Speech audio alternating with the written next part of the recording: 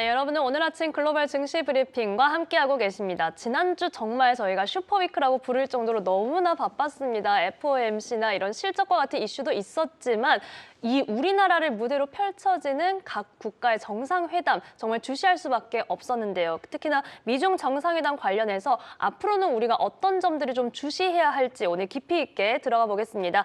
중국경제금융연구소 전병서 소장님 모셨습니다. 소장님 안녕하세요. 안녕하십니까? 네, 저희 방송에는 처음으로 모시게 됐는데 오늘 잘 부탁드립니다.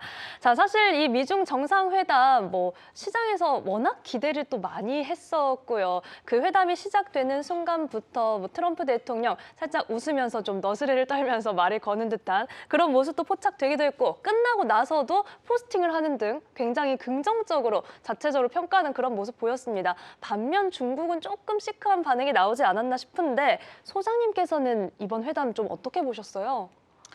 그래서 트럼프 대통령이 그 10점 만점에 12점이라고 얘기를 네. 한 것 같은데요. 저는 한 6점 정도 되는 것 같아요. 6점. 그래서 이건 네. C-나 D 정도? 학점으로 치면. 그래서 핵심은 네. 정말 중요한 건 안 건드리고 격가지만 한 두어 개 치고 끝났다. 그래서 핵심은 반도체, 그다음에 히토류 이건데 네. 펜타닐이니 콩이니 이런 걸 갖고서 이제 합의 도달했다고 자랑을 한 거죠. 그래서 본질은 전혀 손대지 못했다. 그래서 그렇게 놓고 보면 트럼프 대통령의 특유의 그 과장법 그런 정도로 이제 봐야 되는 거 아닌가 싶습니다.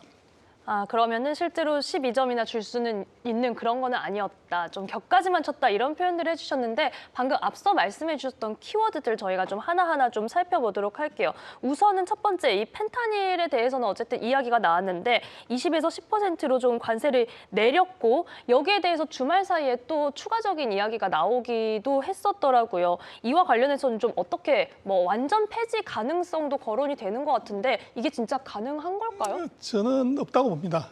그래서 왜 그러냐면 지금 상호관세가 10%거든요. 네. 그런데 거기에 펜타닐이 이제 10%부터 20%인데 만약에 펜타닐을 0으로 하시면 어떻게 되냐? 그럼 10%가 되는 거죠, 상호관세가. 그러면 일본, 한국, 유럽 동맹국들보다도 5%포인트 낮은 관세율을 중국한테 부과한다. 이건 논리적으로도 말이 안 되는 거죠. 그리고 이제 그랬을 때 미국 의회가 이제 중국에 대한 강경파들이 워낙 많은데 가만히 있겠냐는 거예요. 그래서 이거는 굉장히 그 정치적인 어떤 제 서사 이런 정도로 봐야지. 네. 팩트를 체크해 보면 중국을 잡겠다고 하는 미국이 중국은 안 잡고 한국, 일본, 유럽을 잡는다. 이건 말이 안 되는 얘기죠.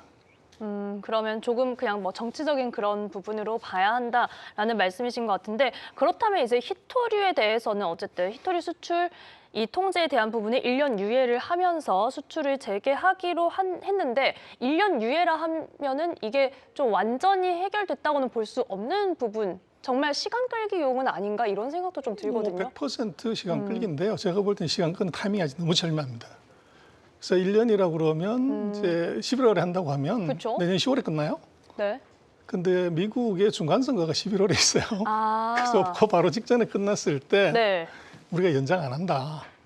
중국이 만약 그렇게 얘기해버리면 선거에 아주 치명적인 결과가 오죠. 그래서 이게 굉장히 묘한 이제 시기 선택이 돼 있는 것 같고 그래서 저는 제가 미국이라고 그러면 네. 그 12개월이나 14개월 정도 하자.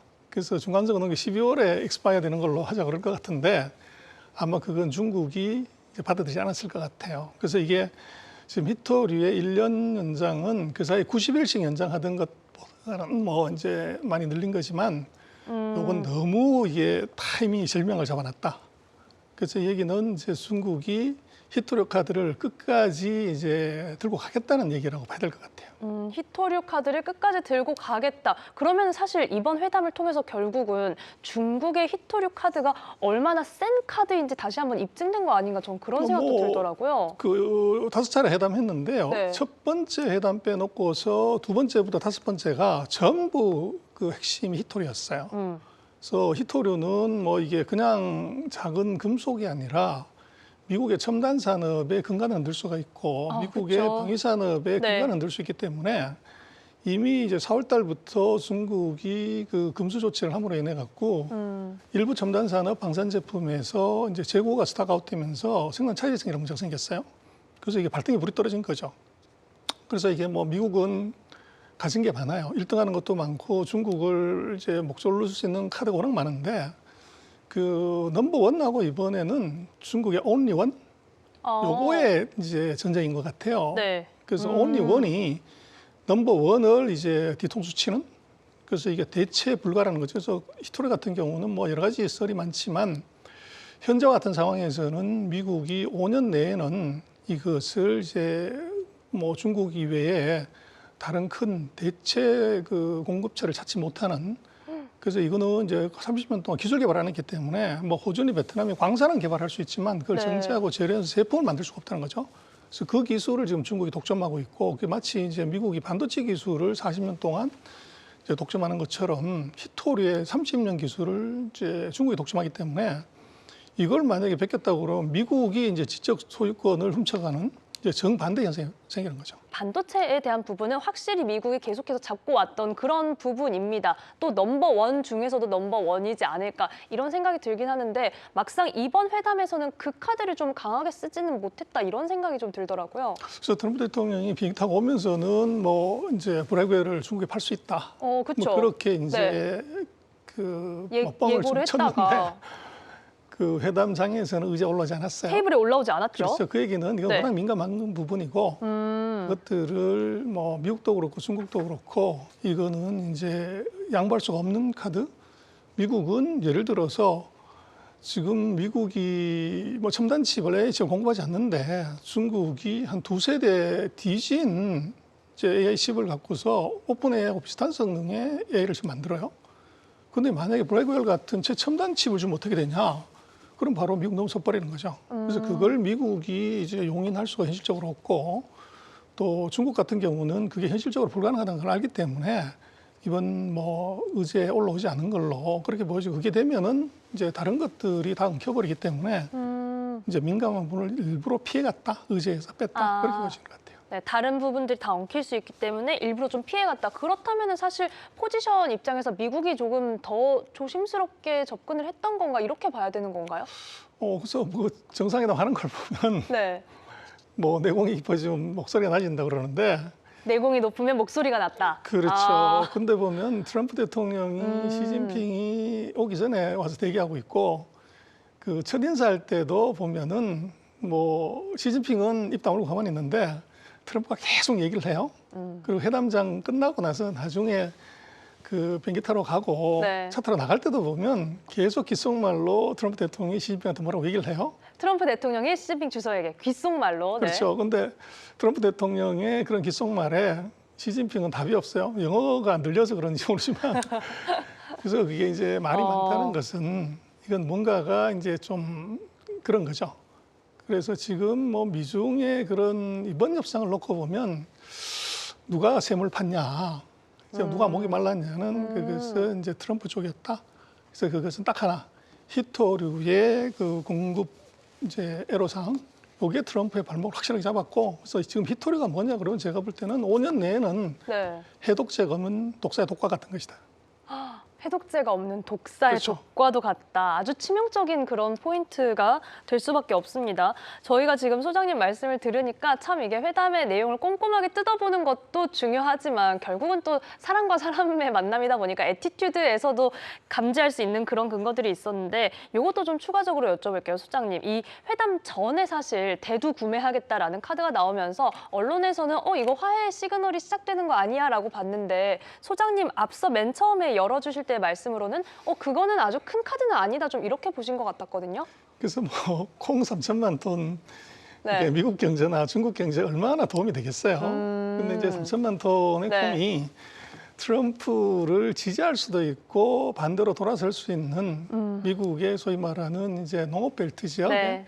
표심에 크게 영향을 주는 거죠. 아, 그래서 그게 이제 만약에 그 표심이 돌아서면 뭐 중간선거에서 완전히 피할 수 있는 리스크가 있기 때문에 그래서 그거 정도로 봐야 될 것 같고 그것은 뭐 다른 예를 들어서 이제 철강이나 무슨 뭐 자동차나 화학이나 이런 이제 다른 뭐 품목들에 비하면 농산물 중에서 콩이라고 하는 것은 그리고 특히 그거는 중국만 이제 사가는 거지 뭐 다른 나라들이 그렇게 많이 사는 게 없어요. 근데 중국 마찬가지로 그게 네. 이제 뭐 브라질이나 중남미에서 지금까지는 또 대치를 해왔어요. 그래서 요거는 철저하게 서로 이제 회담용 그 선물 주기 뭐 그런 정도로 어허. 봐야지. 네. 뭐 콩 정도를 갖고서 무슨 뭐 이게 협상을 뭐 잘했다 못했다 이런 건 뭐 말이 안 되는 얘기죠. 아, 그래요. 그냥 회담용 선물 주기 그렇습니다. 그런 조금 정치적인 수 있는 그런 카드다라고 얘기를 해주셨습니다.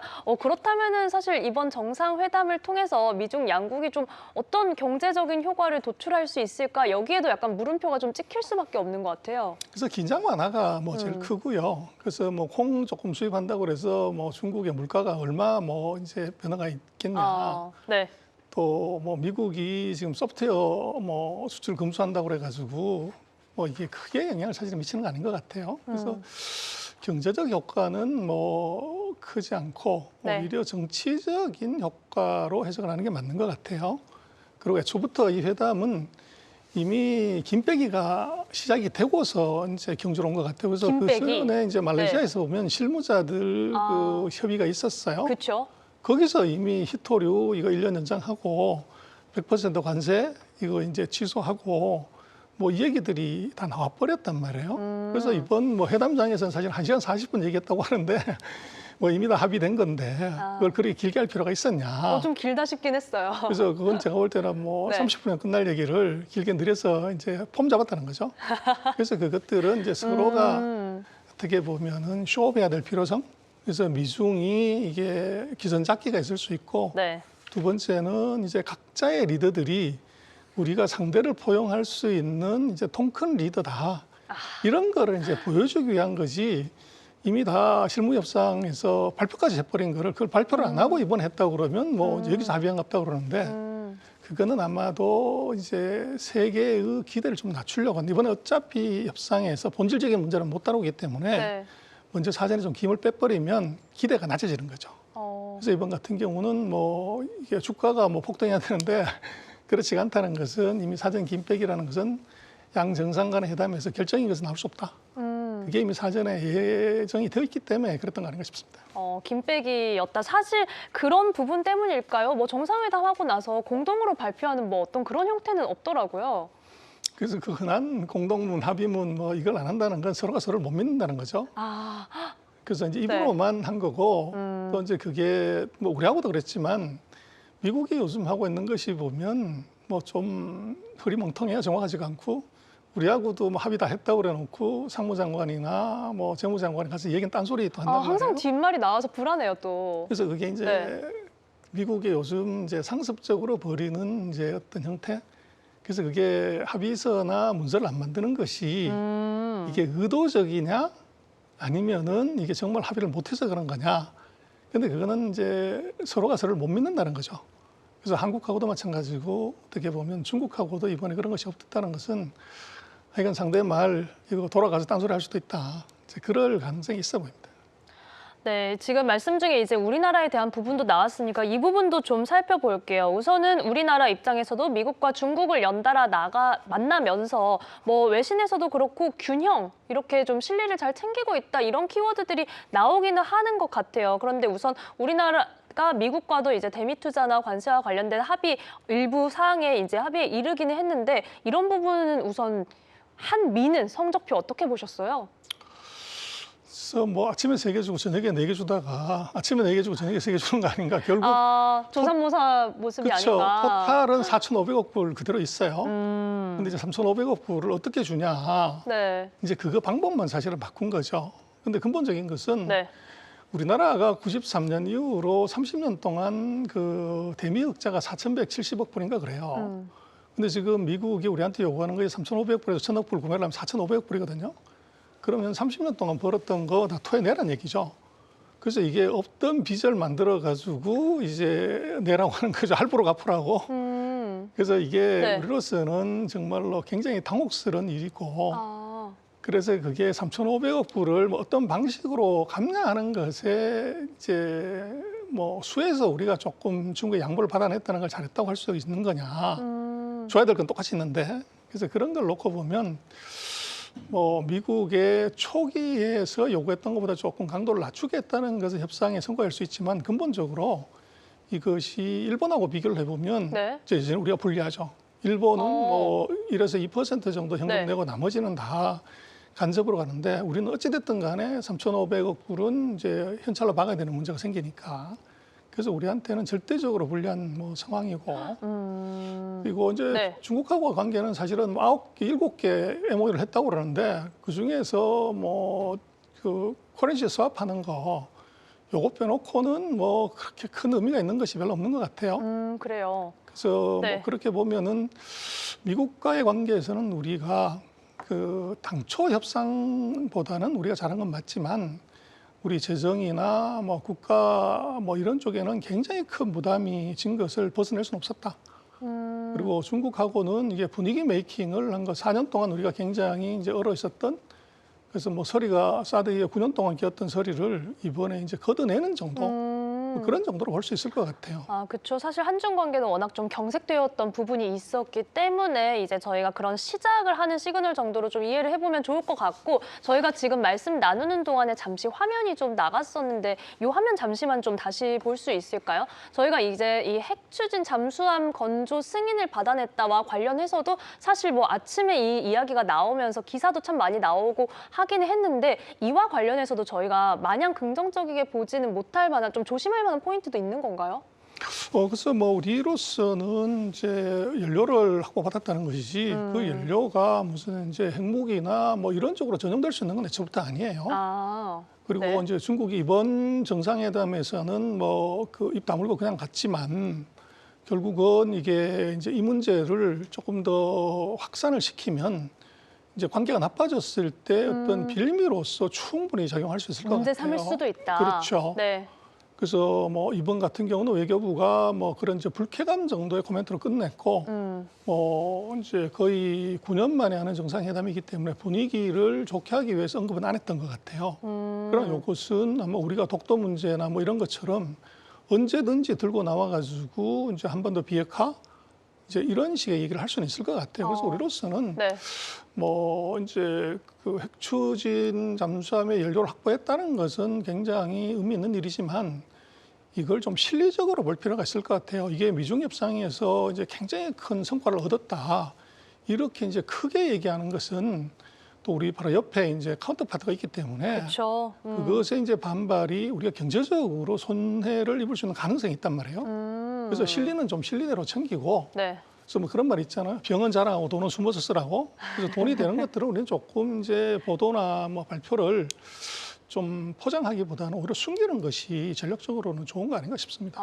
오히려 좀 조심스럽게 그렇습니다. 조용히 진행이 되면 좋지 않을까. 정말 외교적으로는 숙제가 뭐 계속해서 이어지는구나 이런 생각이 들기도 합니다. 저희가 이번에는 조금 중국에 대해서 집중해서 살펴볼 텐데 우선은 이 에이펙 정상회의 앞둔 시점에서 사중전회 가 이제 마무리가 됐습니다. 내년 봄에 나오게 될 5개년 계획에 대해서 저희가 좀 엿볼 수 있는 그런 부분들이 있었는데 소장님은 혹시 이 부분에서 제일 주목하셨던 핵심 키워드는 어떤 게 좀 있으셨을까요? 뭐 중국말로 신질 생산력이라고 이제 그렇게 해서 중국이 말을 굉장히 어렵게 해요. 서방 세계에서는 말아들일 수 없는 말인데 이건 뭐냐면 앞으로 5년은 다 치우고 첨단 산업, 과학 기술로 이게 승부한다. 이게 핵심 키워드예요. 첨단 산업. 그렇죠. 네. 그래서 뭐 중국말로 신질 생산력 그렇게 얘기를 하지만 근데 거기 아주 재미난 얘기는 이제 그 현대 뭐 산업 현대화 뭐 이런 게 정책 1순위로 올라왔어요. 그게 뭐냐면 전 세계가 다 그렇지만 제조업 이제 안 한다. 그래서 이제 제조업이 다 비중이 줄어드는데 중국도 마찬가지 현상인데 이제 중국은 AI 시대하고 미국하고 전쟁을 하면서 제조업이 힘이라는 걸 알아버린 거예요. 그래서 이건 뭐냐면 제조업의 비중을 지금보다 더 낮추지 않는다. 제조업의 비중을 지금 상태대로 그대로 유지한다. 이게 지금 1번으로 올라왔어요. 그 얘기는 뭐냐 그러면 중국이 이번에 이제 제조업의 공급망이 얼마나 이제 미국과 협상에서 중요한 걸 알았고 그쵸. 그래서 여기다가 AI 플러스를 한다는 거죠. AI하고 제조업을 더해서 제조업의 생산성을 30% 올려버리면 미국의 관세 30%를 뛰어넘을 수가 있어요. 그래서 지금 미국은 AI에 목숨 걸고 AI 모델 성능에 목숨 걸지만 중국은 AI 성능보다는 AI 플러스에 목숨 겁니다. 그래서 이 제조업하고 붙였을 때 제조업의 원가를 50% 30% 낮추는 것이 중국의 목표라고 하면 미국은 AI는 성능이 무지무지 좋은데 거기다가 이제 산업을 붙일 수가 없는 것이 산업에 빅데이터가 없어요. 철강화학, 조선기계, 자동차 반도체가 40년 전에 다 집 나가버렸기 때문에 데이터베이스가 없다는 거죠. 아하. 그래서 중국의 전략은 자기네가 가진 제조업에다가 AI를 붙인다. 요걸로 앞으로 5년 동안에 이제 중국의 성장을 끌고 간다. 요게 굉장히 중요한 지금까지 보지 못했던 뭐 패러다임 시프트 성장 모델의 전환입니다. 네, AI 플러스 지금 제조업을 끌고 간다는 점 정말 앞으로 큰 무기가 될 수 있지 않을까 싶은데 소장님 다음 질문 넘어가기 앞서 이건 그냥 한 말씀만 여쭤볼게요. 사중전회에서 시진핑 후계에 대한 시그널은 전혀 뭐 없었다. 사연임 거의 기정사실화로 봐야 될까요? 아, 그거는요. 우리가 잘 이해를 못해서 그러는데 지금 그 사중전 같은 경우는요. 네. 당의 통치 구조를 얘기하는 것이지 후계 구도를 논하는 회의가 아니에요. 그래서 우리는 이제 그 회의 성격을 잘 모르니까 인사도 하고 후계자도 정한다 이러는데 그건 상관없는 회의입니다. 그래서 회의의 네. 스코프에서 벗어나는 거고 그런 얘기는 뭐 전혀 나오지 않았습니다. 그리고 이번에는 네. 15차 5기년 계획의 경제 계획에만 집중한 거죠. 그래서 그건 회의 성격은 중국 7차례 5년에 회의를 하는데 그 후계자 논의하는 회의는 오히려 이제 뒤편으로 가야 되는 것이고 사중전, 오중전은 이게 그 당의 가버넌스나 경제 계획에 집중하는 겁니다. 지금으로서는 경제에 대한 부분을 저희가 키워드로 체크할 수밖에 없었던 시점입니다. 자, 이런 가운데 이제 중국 정부에서 항상 이제 목표로 제시하고 있는 연간 경제 성장률, GDP 성장률이 5% 안팎인데 지금 1분기와 2분기는 5%를 상회했지만 3분기에는 조금 내려앉았습니다. 4분기에 한 4.6 정도가 나와야지 이 목표를 달성하게 될 텐데 이 부분은 좀 어떻게 전망하세요? 3분기는 그보다 더 높게 나올 것 같아요.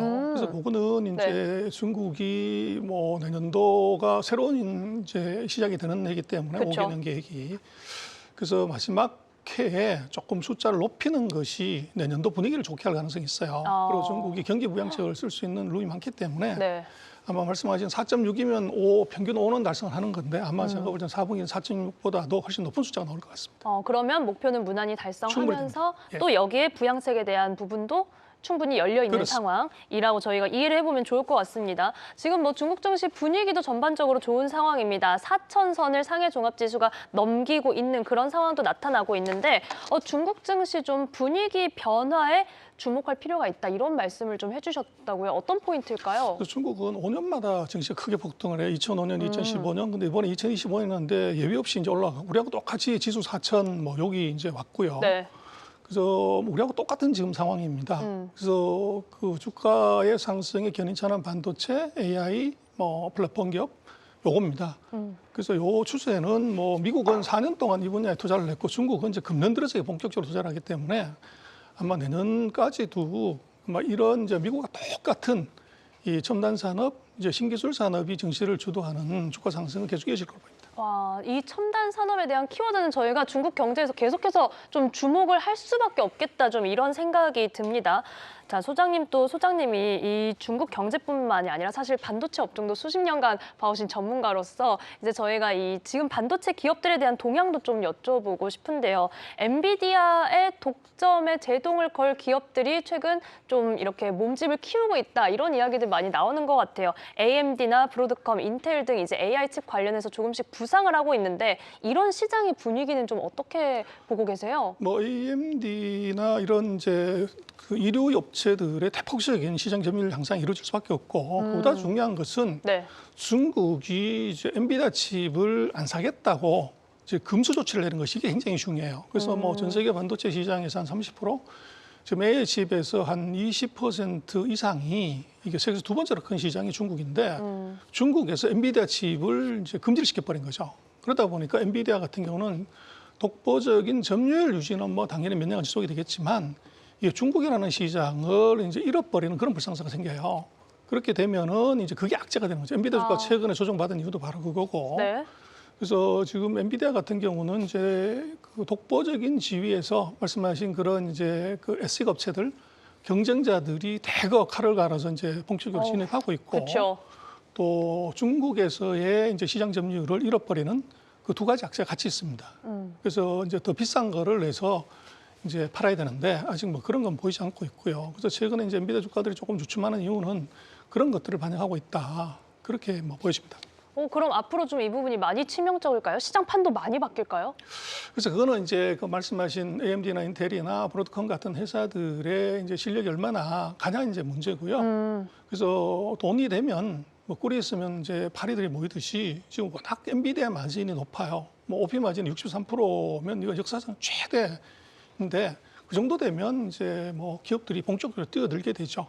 그래서 뭐 엔비디아의 독점적인 지위는 지속은 되겠지만 점유율은 계속적으로 떨어지는 그런 일이 벌어질 수가 있고 거기서 이제 수익력이 어떻게 되냐. 그 점유율은 떨어지라는 수익이 계속적으로 좋아진다고 하면은 주가 유지가 되겠지만 이게 수익성이 떨어지거나 수익의 성장 속도가 대폭 떨어지면 이것은 회사가 나빠서가 아니라 이제 모멘텀이 이제 약해져 버리기 그쵸, 때문에 네. 주가는 조금 힘을 못 쓰고 대신 이제 넘버 2들, 넘버 3들이 이제 스포트라이트를 받을 가능성이 있어 보입니다. 시장에서의 포지션 변화는 충분히 나타날 수 있겠다, 좀 이런 생각이 듭니다. 자, 저희는 오늘 이렇게 지금 미중 정상회담 리뷰부터 해서 전반적인 국제 글로벌 시장에 대한 동향까지도 함께 체크해봤습니다. 오늘 말씀은 여기까지 듣겠습니다. 중국경제금융연구소 전병서 소장님과 함께했습니다. 고맙습니다.